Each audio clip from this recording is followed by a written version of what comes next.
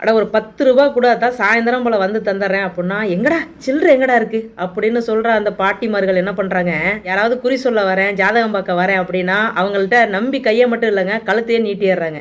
செங்கல்பட்டு மாவட்டம் புத்தூரில் தனியாக இருந்த ஒரு வயசானவங்கள்ட்ட குறி சொல்கிறேன் உங்கள் கையை நீட்டுங்க அப்படின்னு சொல்லி ஒருத்தர் கேட்டிருக்காரு.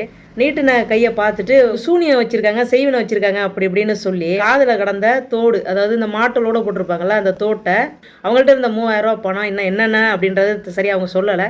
ஸோ சில பொருட்களை வந்து அவங்கள்ட்டேருந்து வாங்கிட்டு பக்கத்தில் இருக்கிற கோவிலில் இதை வச்சு பூஜை செஞ்சு திருப்பி எடுத்துகிட்டு வந்து கொடுத்துட்றோமா அப்படின்னு அந்த அளவுக்கு நம்பிக்கை ஊட்டி அத்தனை பொருட்களையும் வாங்கிட்டு போனவர் 10 நிமிஷம் ஆகி காணு. அதுக்கப்புறம் தான் இவங்களுக்கு புரிய வந்திருக்கு, ஆகா நம்மளை ஏமாற்றிட்டு போயிட்டானோ அப்படின்னு. பின்னாலே விழுந்தடிச்சு ஓடி போய் கோவிலில் பார்த்துருக்காங்க, அங்கே அந்த நபரை காணும். அப்புறம் என்னங்க, ஏமாந்துட்டாங்க. போலீஸ் விசாரணை பண்ணிக்கிட்டு இருக்காங்க, கண்டுபிடிச்சிருவாங்க. ஆனால் முழுசாக எல்லா பொருளும் இவங்க கைக்கு திரும்பி வருமா அப்படின்றது இந்த மாதிரி அனுபவம் உள்ளவங்களுக்கு தான் தெரியும். இதுலேருந்து என்ன சொல்ல வரேன், வயசானவங்க தனியாக இருக்கீங்களா, நீங்கள் யாராவது தண்ணி கேட்குறாங்க அப்படி இப்படின்னாக்கா வெளியில் ஒரு பானையில் பாத்திரத்தில் தண்ணி வச்சுருங்க. ஏன்னா கிராமத்தில் எப்போயுமே வெளியில் ஒரு பானையில் தண்ணி இருக்கும், வரவங்க மோந்து குடிச்சிட்டு அவங்க பாட்டு போயிட்டே இருப்பாங்க.